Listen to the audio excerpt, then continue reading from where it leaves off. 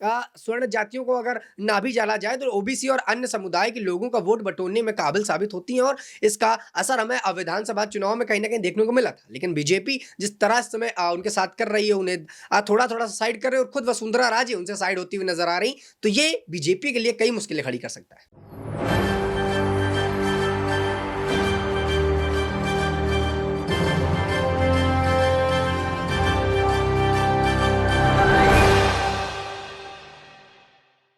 नमस्कार, आप देख रहे हैं एसपीएन 9 न्यूज। एसपीएन 9 न्यूज में आपका स्वागत है और मैं हूं आपके साथ नेहा परिया।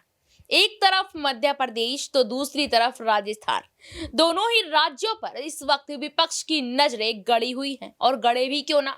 मध्य प्रदेश में भारतीय जनता पार्टी की आंतरिक कलह अब सामने आने लगी है। उसी तरीके से अब राजस्थान में भी वसुंधरा राजे के तीखे तेवर नजर आने लगे हैं। आपको बता दें कि 1 से 2 दिन पहले राजस्थान में भारतीय जनता पार्टी की एक चिंतन बैठक हुई थी कि लोकसभा को लेकर क्या कुछ करना है। लेकिन सबसे बड़ी बात कि इस बैठक में वसुंधरा राजे शामिल नहीं हुई थी। एक पूर्व मुख्यमंत्री होने के नाते वसुंधरा राजे को इस बैठक में शामिल होने के लिए कहा गया था, लेकिन वसुंधरा राजे इस बैठक में शामिल ना होने के बाद तरह तरह की अटकलें इस वक्त लगाई जा रही हैं। इस वक्त की अगर हम बात करें तो जब से राजस्थान में भजनलाल की सरकार बनी है, जब से यहाँ पर देखा गया है सीएम के बाद से अभी तक सिर्फ एक बार वसुंधरा राजे नजर आई है, वो भी मंत्रिमंडल विस्तार से पहले जो यहाँ सीएम का शपथ ग्रहण समारोह था उस वक्त देखने को मिली। और यहाँ पर समारोह के शुरू होने की काफी देर बाद वसुंधरा राजे पहुंची तो दूसरी से तीसरी कतार में वो बैठी मिली। उसके बाद एक बार भी वसुंधरा राजे का दिखना ना दिखना यहाँ पर काफी कुछ कहला रहा है, जिसके बाद तरह तरह के सवाल उठने अब शुरू हो गए हैं। सवाल यहाँ पर अब ये भी उठने लगे हैं कि वसुंधरा राजे आखिरकार क्यों नहीं नजर आ रही। क्या वसुंधरा राजे अपनी अलग रणनीति बनाकर चल रही है यहाँ पर? क्या वसुंधरा राजे भी अपनी पार्टी का गठन कर सकती हैं या फिर किसी और पार्टी में जाने के संकेत यहाँ पर देती नजर आ रही हैं? और एक सबसे बड़ा सवाल यहाँ पर ये उठ रहा है, क्या वसुंधरा राजे अब राजनीति से संन्यास ले सकती हैं क्या? इन्हीं सारे सवालों पर आज चर्चा करेंगे, क्योंकि इस वक्त राजस्थान की राजनीति में सिर्फ और सिर्फ यही सवाल है जो इस वक्त राजनीति को गरमाए हुए हैं। सबसे पहला सवाल मैं यहाँ पर आकाश से लेना चाहूंगी। आकाश लगातार राजस्थान की खबरों पर नजर बनाए हुए हैं। क्या लगता है आकाश आपको कि वसुंधरा राजे भाजपा की बैठक में शामिल नहीं हुई है? हालांकि इस बैठक में लोकसभा चुनावों को लेकर काफी तैयारियों की बात यहाँ पर हुई है और अगर राजस्थान की बात की जाए तो पूर्व मुख्यमंत्री होने के नाते वसुंधरा राजे को यहाँ पर शामिल होना चाहिए था, लेकिन वसुंधरा राजे शामिल नहीं हुई, जिसके बाद से विपक्षी ने भी सवाल उठाए और लगातार यहाँ पर अब अटकलें ये लगती नजर आ रही हैं कि वसुंधरा राजे अपने तीखे तेवर यानी कि नाराजगी वाले तेवर दिखाने लग गई हैं। जी, वाक़ई में देखिए नेहा, जिस तरीके का माहौल राजस्थान पर देखने को मिल रहा है, आपने देखा कि वसुंधरा राजे शुरुआत से ही सीएम रेस में दौड़ रही थी और वो चाहती थीं कि किसी प्रकार से वो सीएम बने। लेकिन यहाँ पर बीजेपी आला कमान ने उनको सीएम नहीं बनाया और उसके बाद उनके जो सुर थे वो लगातार हमें देखने को मिले। भले ही उन्होंने भजनलाल शर्मा का नाम आगे किया हो मुख्यमंत्री के लिए, लेकिन कहीं न कहीं उनके दिमाग में आला कमान ने डाला कि लोकसभा चुनाव में आपको कोई बड़ा पद दिया जाएगा। लेकिन अब जब लोकसभा के चुनाव नज़दीक आ गए और इस बीच जो सुगबुगाहट है भारतीय जनता पार्टी में वो देखने को मिल रही है, क्योंकि वसुंधरा राजे जिस पद के इंतजार में थी शायद वो पद अब उनको नहीं दिया जा रहा। यही एक बड़ा कारण बताया जा रहा है कि यहाँ पर वसुंधरा राजे इनकी मीटिंग्स बनाई जा रही है। आपने देखा कि रायपुर के मीटिंग में वसुंधरा राजे नहीं गई। जब उनसे पूछा गया तो उन्होंने इस बात का हवाला दिया कि पारिवारिक काम के चलते मैं बाहर गई थी, इस वजह से मीटिंग में नहीं आई।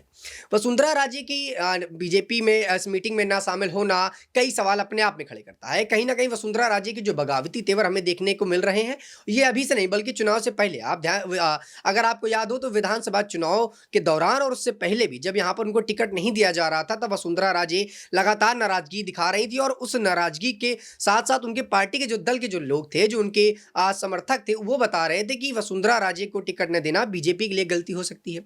बीजेपी ने उनको फिर यहाँ पर टिकट दी, उसके बाद सीएम रेस को लेकर वो चर्चा में आ गई। वो दिल्ली की मीटिंग में लगातार जाने लगी, जेपी नड्डा से मुलाकात करने लगी, पीएम मोदी से कहीं ना कहीं बात करने की चेष्टा करने लगी कि उनको किसी तरह से यहाँ पर सीएम बनाया जाए, लेकिन सीएम नहीं बनाया गया। और उस सीएम बनने के लिए उन्होंने विधायक दल की मीटिंग भी अपने घर पर बुलाई, विधायकों से बात की, विधायक दलों को अपने साथ किया।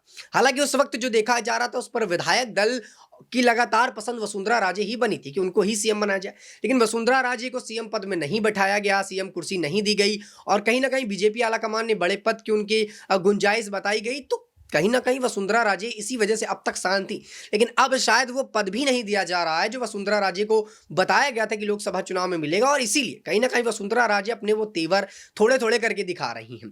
अगर लोकसभा चुनाव से पहले वसुंधरा राजे थोड़ा सा भी बाइकआउट होती हैं, थोड़े से भी उनके वो तेवर देखने को मिलते हैं, तो समझिए कि जिस तरह विधानसभा के चुनाव के दौरान बीजेपी को झटके लगने की उम्मीदें लग रही थी, वैसा ही लोकसभा के चुनाव में हो सकता है। भले ही वसुंधरा राजे अभी सत्ता में न हो, मुख्यमंत्री पद पर न हो, लेकिन बीजेपी पार्टी में रहते हुए उनका जो वर्चस्व है राजस्थान में अच्छा खासा बताया जाता है।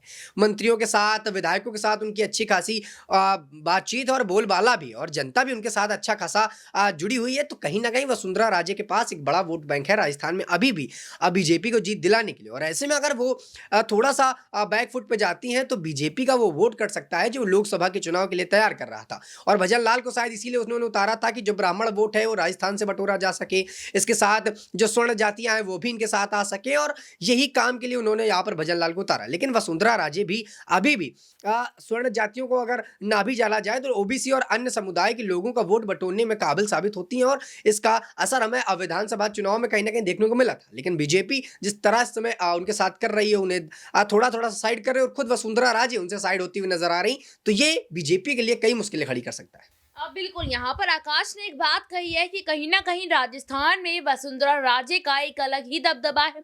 वसुंधरा राजे के पास एक अच्छा खासा वोट बैंक है, और कहीं ना कहीं अगर राजस्थान में भारतीय जनता पार्टी की सरकार बनी तो वो सिर्फ और सिर्फ यहाँ वसुंधरा राजे के चेहरे को देखकर बनी, क्योंकि यहाँ पर जनता को तो यही पता था कि वसुंधरा राजे ही सीएम बनेंगी। और क्योंकि यहाँ पर अगर देखा जाए जो राजस्थान में हर साल बदलने वाला जो रिवाज है, यहाँ पर 5 साल कांग्रेस की सरकार, 5 साल भाजपा की सरकार, तो 5 साल पहले यहाँ पर जब भाजपा की सरकार थी तब यहाँ पर देखा जाता था वसुंधरा राजे सीएम के रूप में थी। उसके बाद गहलोत की सरकार आई यहाँ पर, अब फिर दोबारा से चुनाव हुए तो यहाँ वसुंधरा राजे के चेहरे पर ही जनता ने वोट किया।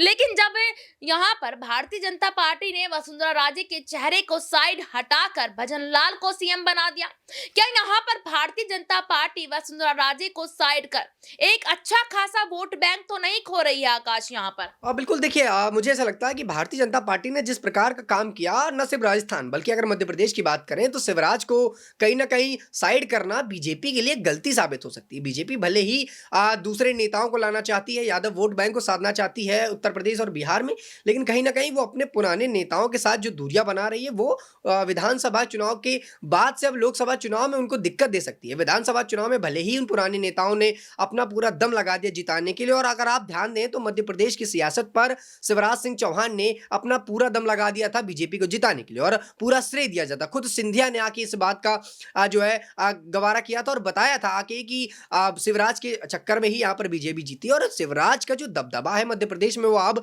देख सकती हैं। जब यहाँ पर शिवराज को यहाँ पर सीएम नहीं बनाया गया, उसके बाद जो महिलाओं का दर्द छलका, जो महिलाओं की यहाँ पर इमोशनल हुई, वो देखने को मिलता है, जो बताती हैं कि भैया मैंने आपको वोट दिया था, आप नहीं तो अगली बार बीजेपी नहीं। तो कहीं ना कहीं अगर शिवराज सिंह चौहान को कुछ खासा पद नहीं दिया जाता, शिवराज सिंह चौहान अगर थोड़ा सा बैक में जाते हैं, तो मध्य प्रदेश में जो जनता उनके साथ जुड़ी थी, जो जनता अभी भी उनके साथ जुड़ी है, अगर वो शिवराज के साथ साथ अलग हो गए, अगर शिवराज अलग हुए तो वो वोट बैंक भी अलग हुआ। और बीजेपी ये एक बड़ी गलती कहीं ना कहीं कर रही है ऐसे नेताओं को नदारद करके।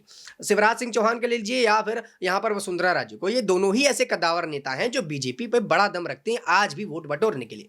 भले ही उनको आला कमान कोई खासा पद ना दे रही हो, लेकिन वोट बैंक की राजनीति पर वो अभी भी बड़े नेताओं के तौर पर देखे जाते हैं। और जहां तक सिंधिया को यहाँ पर बात की जाए तो सिंधिया को जिस प्रकार से लगातार तवज्जो दिया जा रहा है, सिंधिया को बुलाया जा रहा है, मीटिंग्स में सिंधिया शामिल हो रहे हैं, तो सिंधिया अभी भी जनता के बीच में उतने पसंदीदा नहीं बने मध्य प्रदेश की राजनीति पर जितना शिवराज है। सिंधिया अभी अभी बीजेपी पर आए हैं और कहीं ना कहीं नए चेहरे के रूप पर देखे जाते हैं। और बड़ा पद देना सिंधिया को और यहाँ पर शिवराज को नदारद करना, वसुंधरा राजे को नदारद करना, ये बीजेपी के लिए कहीं ना कहीं जो है मुश्किलें खड़ी कर सकती है लोकसभा चुनाव। तो फिलहाल बीजेपी को इस पूरे मुद्दे पर ध्यान देना चाहिए और मुझे ऐसा लगता है कि अपने पुराने नेताओं को साथ-साथ लेकर चलना चाहिए। इनकी एक गलती इनको चुनाव में आगे आने वाले समय में जो है पछाड़ सकती है और कांग्रेस जो लगातार अपने आप को बढ़ाने में लगी और ऐसे में ये दोनों ही नेता अगर कहीं कांग्रेस में गलती से भी चले गए तो ये कांग्रेस की कहीं न कहीं प्लस पॉइंट होगी और जो जीत का प्रतिशत है वो कांग्रेस का बढ़ जाएगा और इससे बीजेपी की मुश्किलें ज़रूर खड़ी हो सकती हैं।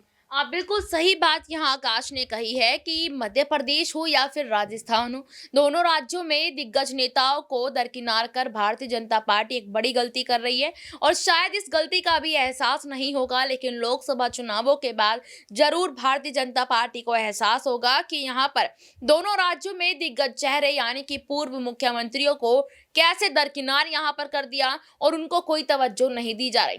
लेकिन मेन फोकस यहाँ वसुंधरा राजे पर किया जा रहा है क्योंकि वसुंधरा राजे इस वक्त राजस्थान की राजनीति में दूर दूर तक नजर नहीं आ रही है। वाकई में क्या यहाँ पर लोकसभा चुनाव से पहले या फिर लोकसभा चुनाव के बाद एक बड़ी बगावत देखने को मिल सकती है या नहीं?